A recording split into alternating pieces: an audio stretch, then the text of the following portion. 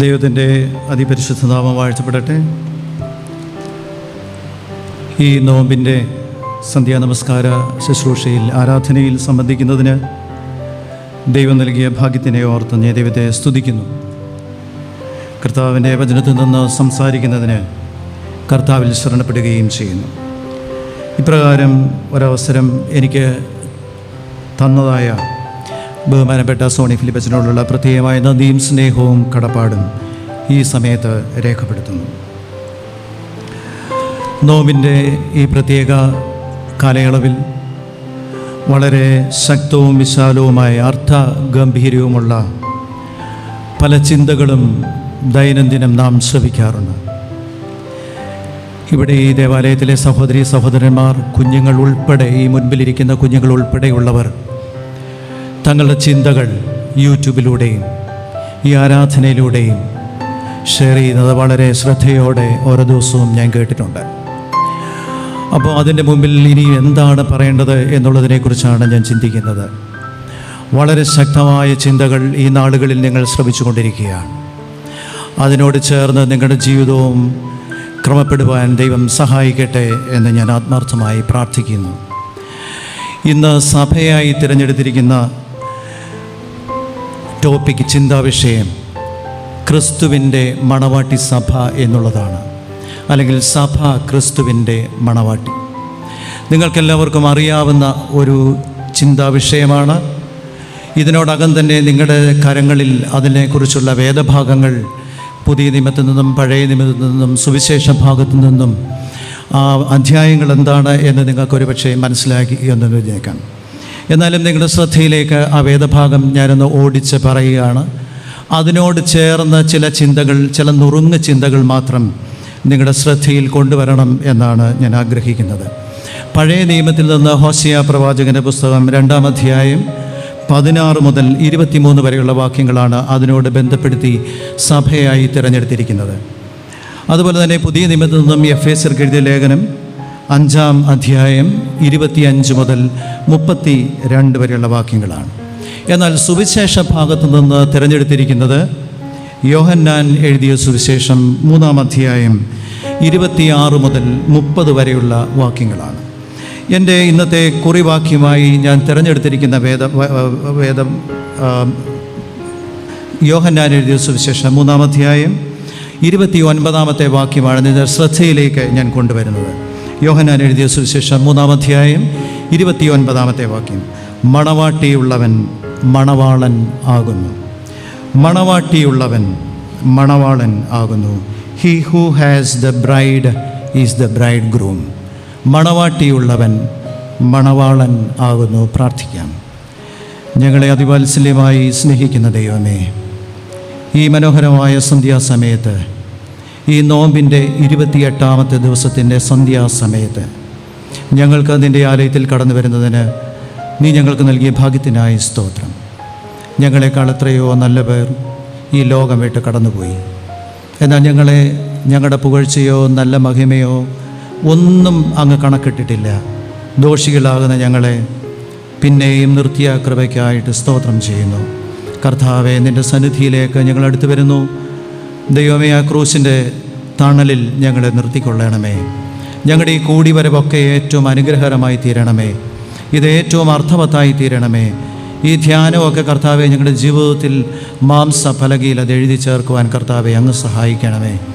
പുതുക്കത്തിൻ്റെയും രൂപാന്തരത്തിൻ്റെയും അനുഭവം ഞങ്ങൾക്ക് നൽകണമേ. ദൈവമേ, തുടർന്നുള്ള എല്ലാ ശുശ്രൂഷകളിലും, തുടർന്നുള്ള ദിവസങ്ങളിലും, എല്ലാ ആരാധനയിലും അവിടുത്തെ കൃപയും സാന്നിധ്യവും ഉണ്ടാകണമേ. ദൈവമേ, അല്പസമയം ഞങ്ങൾ അവിടുത്തെ സന്നിധിയിലിരിക്കുന്നു. അവിടുത്തെ കൃപാ സാന്നിധ്യം ഞങ്ങളോട് കൂടെ ഇരിക്കണമേ.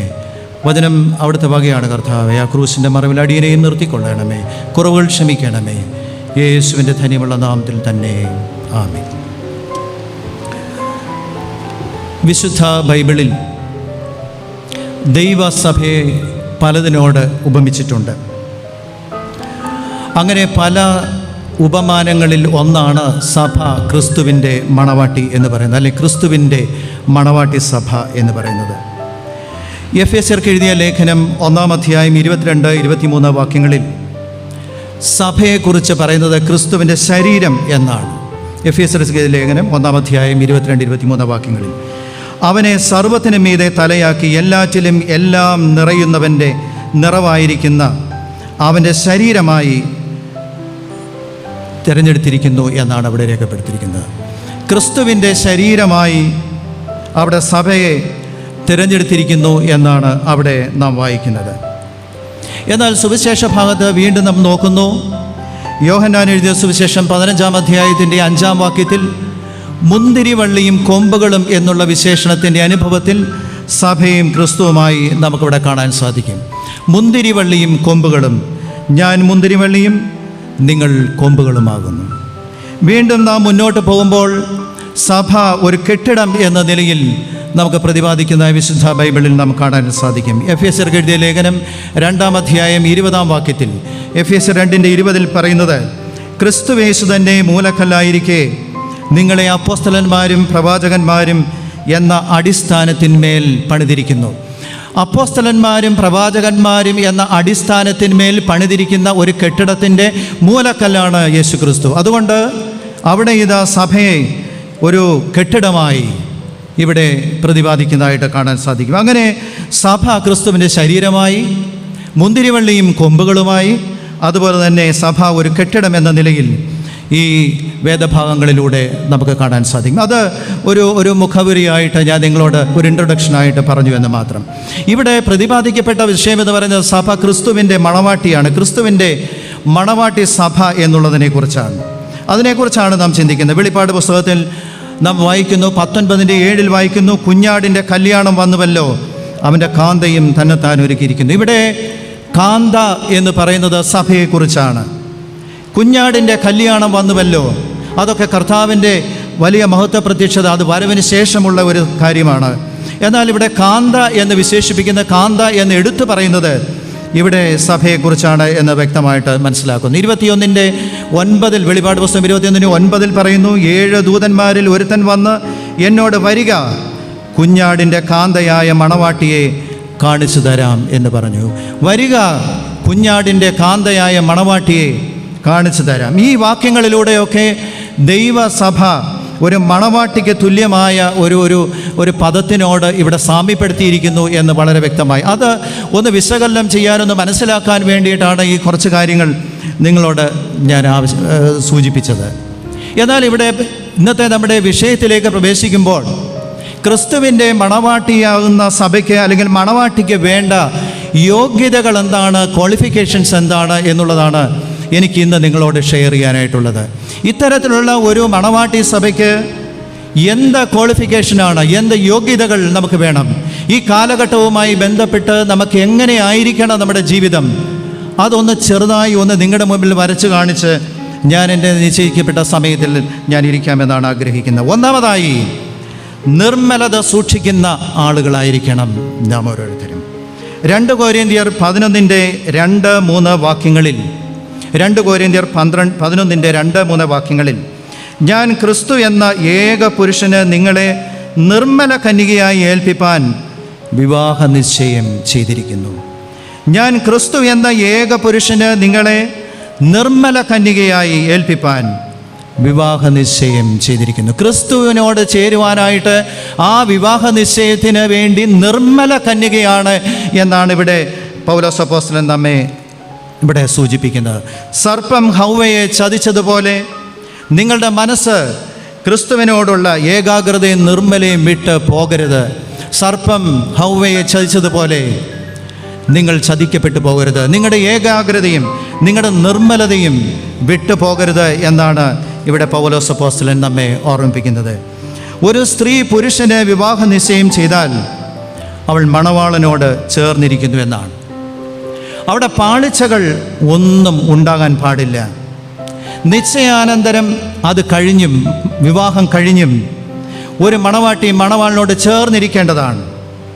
എന്നാൽ വിവാഹ നിശ്ചയം ശേഷം പാളിച്ചകൾ ഉണ്ടായി ആ വിവാഹത്തിൽ നിന്ന് ആ സ്ത്രീ മാറിപ്പോയാൽ, മണവാട്ടി മാറിപ്പോയാൽ കുടുംബത്തിന് അപമാനകരമാണ്. മനുഷ്യർ ദുഷിക്കുകയും ചെയ്യും. അതുകൊണ്ട് ഒരു കാരണവശാലും ആ വിവാഹ നിശ്ചയത്തിന് ശേഷം മാറിപ്പോകാൻ പാടില്ല. ഞാൻ ഈ പറയുന്നതിനെ ഇതെന്ന് പറയുന്നത് ഒരു മണവാട്ടി എന്ന് പറഞ്ഞാൽ ഈ ഇടവകയിലെ സ്ത്രീകളെ ഉദ്ദേശിച്ച് മാത്രമല്ല, പുരുഷന്മാരെയും ഉദ്ദേശിച്ചാണ്. വീണ്ടെടുക്കപ്പെട്ട സഭയെ ഉദ്ദേശിച്ചാണ്. അവൻ്റെ വരവിന് വേണ്ടി നോക്കി പാർക്കുന്ന സഭയെ ഉദ്ദേശിച്ചാണ്. ഈ എന്നെ കേൾക്കുന്ന പ്രിയപ്പെട്ടവരെ, നിങ്ങളോട് പറയട്ടെ, ദൈവം ഈ വിശുദ്ധ ബൈബിൾ നമ്മെ ഓർമ്മിപ്പിക്കുന്നു, നിർമ്മല കന്യകയായി വിവാഹ നിശ്ചയത്തിന് ഏർപ്പെട്ടിരിക്കുന്ന ആളുകളാണ്. അതിൽ നിന്ന് ചുവട് വച്ചതിന് ശേഷം മാറിപ്പോകരുത്, പിന്മാറരുത്. അപമാനകരമാണ് എന്ന് വേദഭാഗം നമ്മെ ഓർമ്മിപ്പിക്കുന്നു. മണവാട്ടി മണവാളിന് വേണ്ടി കാത്തിരിക്കണം. വിവാഹ നിശ്ചയം കഴിഞ്ഞു കഴിഞ്ഞാൽ ആ മണവാട്ടി മണവാളിന് വേണ്ടിയാണ് കാത്തിരിക്കുന്നത്. 10 കന്യകമാരെക്കുറിച്ചുള്ള വിശേഷണങ്ങൾ നമുക്കറിയാം. അത് പുറകാലെ ഞാൻ പറയാം. മണവാട്ടി മണവാളിന് വേണ്ടി കാത്തിരുന്നു എന്ന് ഈ 5 കന്യകമാരുടെ ആ ചരിത്രം പഠിക്കുമ്പോൾ നമുക്ക് മനസ്സിലാക്കാനായിട്ട് സാധിക്കും. രക്ഷിക്കപ്പെട്ട് മാനസാന്തരപ്പെട്ട് നാം ഇറങ്ങിത്തിരിക്കും. എന്നാൽ കുറച്ച് കഴിയുമ്പോൾ പിന്മാറും. വിശ്വാസം അങ്ങ് മൂക്കും നമുക്ക്. പക്ഷേ അതുപ്പോൾ പിന്നെ ആരെയും നമുക്ക് വേണ്ട, ഞാൻ എന്തൊക്കെയോ ആണെന്നുള്ള ചിന്ത നമ്മളിൽ വന്നു ഭവിക്കും. അപ്പോഴേക്കും നമ്മുടെ നിർമ്മലത നമ്മളിൽ നിന്ന് മാറിപ്പോകും, നമ്മുടെ ഏകാഗ്രത മാറിപ്പോകും. സർപ്പം ഹവ്വയെ ചതിച്ചതുപോലെ പലപ്പോഴും നമ്മൾ ചതിയിൽ പെട്ടുപോകും. അവസാന ശ്വാസം വരെ നിർമ്മലതയോടെ വിശുദ്ധിയോടെ ജീവിക്കുന്ന ഒരു സഭയെ ചേർക്കാനാണ് കർത്താവ് വരുന്നത്. അല്ലാതെ അങ്ങോട്ടും ഇങ്ങോട്ടും ഓടി നടക്കുന്ന ആളുകളെ ചേർക്കാനല്ല. കുറച്ചങ്ങോട്ട് പോയി പിന്നെ പിന്മാറി പിന്നെയും കുറച്ച് പോയി അങ്ങനെയുള്ള സഭയെ ചേർക്കാനല്ല കർത്താവ് വരുന്നത്. അവസാന ശ്വാസം വരെ വിശുദ്ധിയോടെ നിൽക്കുന്ന സഭയെ ചേർക്കാനാണ് കർത്താവ് വരുന്നത്. പാളിച്ചകൾ എൻ്റെയും ജീവിതത്തിൽ സംഭവിക്കാം, കുറ്റങ്ങൾ സംഭവിക്കാം. ഏറ്റു പറഞ്ഞ് ക്ഷമ ചോദിക്കാനായിട്ട് എനിക്ക് നിങ്ങൾക്കും സാധിക്കണം. അതുകൊണ്ട് ഒരു എൻഗേജ്മെൻറ്റ് കഴിഞ്ഞാൽ മണവാളിന് വേണ്ടി കാത്തിരിക്കുന്നത് പോലെ എന്നെ കേൾക്കുന്ന പ്രിയരെ, നിങ്ങളുടെ ജീവിതം കർത്താവിന് വേണ്ടി കാത്തിരിക്കണം. എൻ്റെയും നമ്മുടെ ഓരോരുത്തരുടെയും ജീവിതത്തിലേക്ക് നോക്കി ഈ നിർമ്മലത ഈ കാലയളവിൽ നാം അനുഭവിക്കുന്നുണ്ടോ എന്ന് നാം നമ്മെ തന്നെ പരിശോധിക്കേണ്ടതാണ്. അതോ നമ്മുടെ സംസാരത്തിൽ നിർമ്മലത പോയിട്ടുണ്ടോ? നമ്മുടെ നോട്ടത്തിൽ നിർമ്മലതയുണ്ടോ? നാം ഒരു പക്ഷേ ഇണയില്ല പിണ കൂടിയിട്ടില്ലേ? നമ്മുടെ ജീവിതത്തിൽ പാളിച്ചകൾ സംഭവിച്ചിട്ടില്ലേ? നമ്മുടെ കേൾവിയിൽ നിർമ്മലത പോയിട്ടില്ലേ? ഉണ്ടായിട്ടുണ്ടെങ്കിൽ ഇന്ന് ഈ നോമ്പിൻ്റെ കാലയളവിൽ മണവാട്ടി സഭയ്ക്ക് വേണ്ടി കർത്താവിനെ എതിരേൽപ്പാനായിട്ട് ഒരുക്കി നിൽക്കുന്ന സഭയായി നാം ഘോഷിക്കുന്ന പ്രിയപ്പെട്ടവരെ, ദൈവസന്നിധിയിൽ നിർമ്മലതയോടെ ജീവിപ്പാനായിട്ട് സാധിക്കണം. ആർഭാടമായിട്ട് നമ്മൾ കല്യാണമൊക്കെ ഉണ്ടാക്കൊടുക്കും. 20-30 ലക്ഷമൊക്കെ ചിലവാക്കി ചിലപ്പോൾ നടത്തിയെന്ന് വരാം. ഇവൻറ്റ് മാനേജ്മെൻ്റ് ഉണ്ട്, ഒരുപാട് ആർഭാടങ്ങൾ വരും. എന്നാൽ 5 മാസം 8 മാസം കഴിയുമ്പോൾ കോടതിയുടെ വരാന്തയിലാണ്. കാരണം എന്താണെന്നറിയാമോ? ഒരു മണവാളനെ കളഞ്ഞ് വേറൊരു മണവാളൻ്റെ കൂടെ പോവുക, ഒരു മണവാട്ടിയെ കളഞ്ഞ് വെച്ച് വേറെ മണവാട്ടിയുടെ കൂടെ ഓടുകയാണ്. അങ്ങനെ ഓടാൻ പാടില്ല. അങ്ങനെ ചതിക്കപ്പെട്ടു പോകരുത്. വിശ്വാസത്തിൽ ഉറച്ചു നിൽപ്പാൻ ഈ കാലയളവിൽ നമുക്ക് സാധിക്കണം. ഏകാഗ്രത വിട്ടു പോകാതെ നിർമ്മലത സൂക്ഷിപ്പാനായിട്ട് സാധിക്കണം. രണ്ടാമതായി എനിക്ക് ഓർമ്മിപ്പിക്കാനായിട്ടുള്ളത് കീഴ്പ്പെട്ടിരിക്കുന്ന മണവാട്ടി. എഫേസ്യർ ലേഖനം 5:24 പറയുന്നു, എന്നാൽ സഭ ക്രിസ്തുവിന് കീഴടങ്ങിയിരിക്കുന്നത് പോലെ ഭാര്യമാരും ഭർത്താക്കന്മാർക്ക് സകലത്തിലും കീഴടങ്ങിയിരിക്കണം.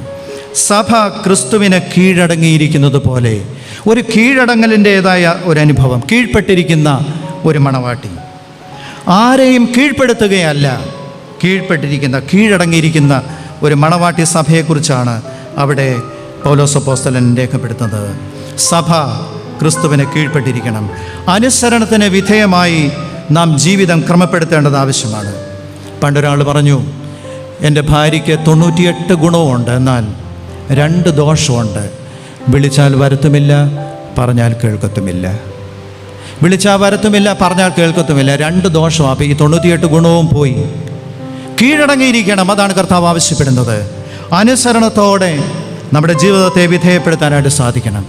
ആരാ കീഴ്പ്പെടുന്നത്? കമ്മിറ്റിയിൽ എൻ്റെ ശബ്ദം മുന്നേ നിൽക്കണം, പാട്ടിൽ എൻ്റെ സൗണ്ട് മുന്നിൽ നിൽക്കണം. ഞാനാണ് എല്ലാറ്റിലും എല്ലാം, ഞാനാണ് എന്നുള്ള ഒരു സ്വാർത്ഥതയിലൂടെയാണ് ഇന്ന് ക്രിസ്തീയ സമൂഹം മുന്നോട്ട് പോകുന്നത്. എന്നാൽ കീഴ്പ്പെടാനായിട്ട് എനിക്ക് നിങ്ങൾക്കും സാധിക്കുമോ? ഞാൻ ഒന്നുമല്ല എന്ന് എനിക്ക് നിങ്ങൾക്ക് സമ്മതിക്കാൻ സാധിക്കുമോ? ഞാനോ കുറയണം, നീയോ വളരണമെന്ന് നമുക്ക് പറയാൻ സാധിക്കുമോ? അതാണ് ഇന്നത്തെ വെല്ലുവിളി, അതാണ് ഇന്നത്തെ ചലഞ്ച്. ആ ഒരു വിശ്വാസ തീക്ഷ്ണതയോടെ നമുക്ക് മുന്നേറാൻ സാധിക്കുന്നുവെങ്കിൽ എന്നെ കേൾക്കുന്ന പ്രിയപ്പെട്ടവരെ, മണവാട്ടി സഭയ്ക്കായി ഞാൻ നിങ്ങൾ ഒരുങ്ങുന്നു എന്നാണ് അതിൻ്റെ അർത്ഥം. ഞാൻ വീണ്ടും മുന്നോട്ട് പോകട്ടെ. മൂന്നാമതായി മറ്റൊരു ചിന്തയും കൂടെ നിങ്ങളുടെ മുമ്പിൽ വയ്ക്കുകയാണ്. കറ ചുളുക്കവുമില്ലാത്ത മണവാട്ടി, നിർമ്മലമായ ഒരു മണവാട്ടി. വീണ്ടും ഇതാ കീഴ്പ്പെടുന്ന മണവാട്ടി, കറയും ചുളുക്കവുമില്ലാത്ത മണവാട്ടി. എഫേസ്യർക്ക് എഴുതിയ ലേഖനം 5:26-27 വാക്യങ്ങളിൽ, അവൻ അവളെ വചനത്തോടു കൂടിയ ജലസ്നാനത്താൽ വെടിപ്പാക്കി വിശുദ്ധീകരിക്കേണ്ടതിനും കറ ചുളുക്കം മുതലായവ ഒന്നുമില്ലാതെ സഭയെ ശുദ്ധവും നിഷ്കളങ്കയുമായി തനിക്ക് തന്നെ തേജസ്സോടെ മുൻനിർത്തേണ്ടതിന് തന്നെത്താൻ അവൾക്ക് വേണ്ടി ഏൽപ്പിച്ചു കൊടുത്തു. കറയും ചുളുക്കവും നമ്മുടെ ജീവിതത്തിൽ ഉണ്ടാകാൻ പാടില്ല. ഒരു സ്ത്രീ ഏറ്റവും സുന്ദരമായി ഒരുങ്ങി പോകുന്ന ഒരു പ്രത്യേക അനുഭവം എന്ന് പറയുന്നത് വിവാഹത്തിനാണ്.